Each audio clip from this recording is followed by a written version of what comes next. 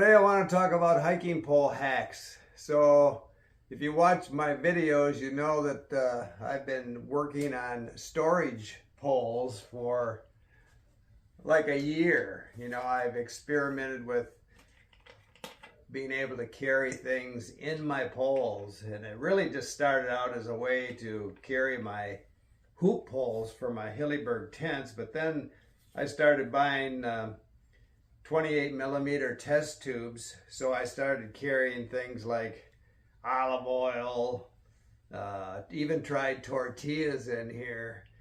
You could, if you're a alcohol stove carrier, you can carry alcohol in those test tubes. Anyway, that's another video. I'm not using these anymore. I gave them a good try for about a year, but I went back to my regular poles when I started carrying the Durston X-Mid, because you needed a hiking pole, a telescoping pole, to really make that tent work well. And after carrying this on the Colorado Trail, I really felt the difference in weight between the two, even though I really, with these storage poles, because you're moving all the time, I really never felt a huge difference in weight, except in my hands, because of that weight, picking that pole up all the time. And I just decided I'm going back to telescoping poles. But with telescoping poles, I still have hacks.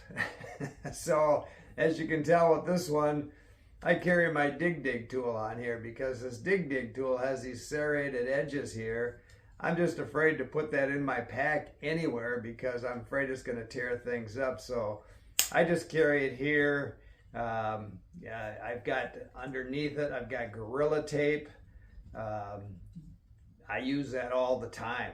On the Colorado Trail, if you saw where my pack ripped at the hip belt, besides sewing it, I taped it with Gorilla Tape. This stuff is tough as nails, and it holds. I mean, you hardly pull it off your fingers when you pull it off the roll. So I carry quite a bit of that on my poles, because I use it all the time. Another thing I carry, because these are also hollow. I mean, you're not going to put a lot in a telescoping pole like you can in an aluminum tube storage pole like this, but I always carry an extra stake. You're always losing stakes, so I just carry a couple in these poles. You don't even remember they're in there.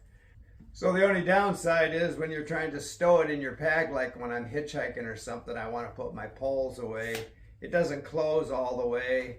If I'm flying, it still fits in my duffel bag, but again, if that was a problem, you can just dismantle it and carry all three of these pieces separate.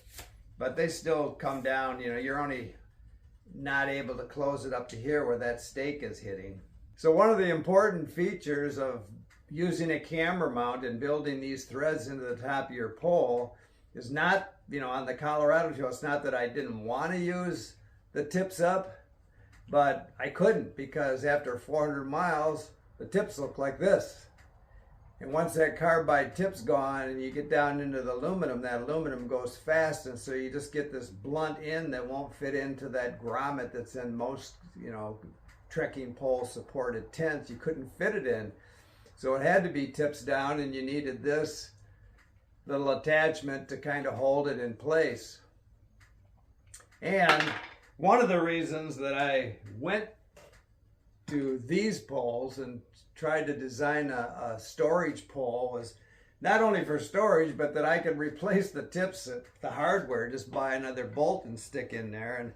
And prior to just recently, I could find like 2 of these replacement tips on Amazon for like 12 bucks. And recently I just found a package of 10 for 12 bucks. And so now I've got, $4 invested in replacing tips on my poles every 500 miles or so, depending on the terrain you're in. And if you're into a lot of rock, this carbide tip goes pretty fast. And I buy cheap poles. That might be my problem. But I think even if you buy the best poles, you still have to replace tips quite often. And you know, the first time I carried poles was on the Continental Divide Trail in '99. So I started seeing poles like in '97, and you know, they looked kind of weird. You know, who carries ski poles hiking, I thought. And then in '99, I decided to try it. So I took my old Scott's downhill ski poles and did the whole Continental Divide Trail with them. And they were just aluminum. You know, when I got to Canada, they were getting short, pretty darn short, because that aluminum goes fast once you hit that aluminum. And they had, you know, they started with a carbide tip too, but that carbide tip's only going to last you so long. And once you get through that, then you're into aluminum and your poles are going to start shrinking.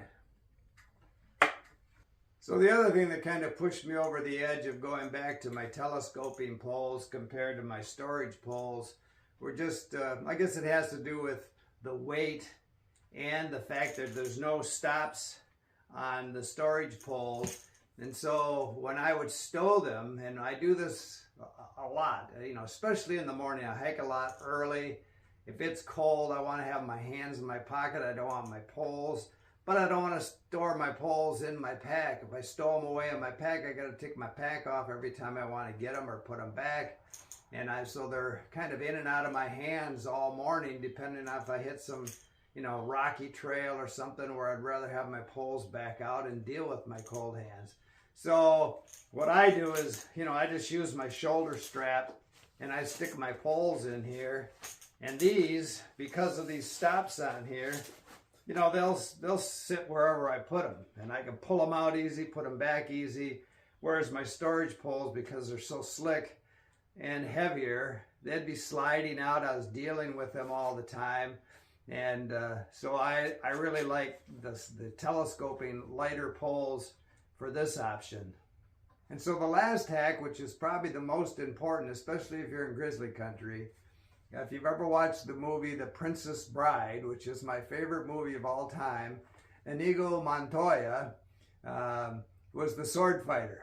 And so if you see a bear on the trail, you just go, "My name is Inigo Montoya. You killed my father. Prepare to die." And that bear will turn and run in the other direction. You'll never have to even get your bear spray out. Try it. Keep smiling.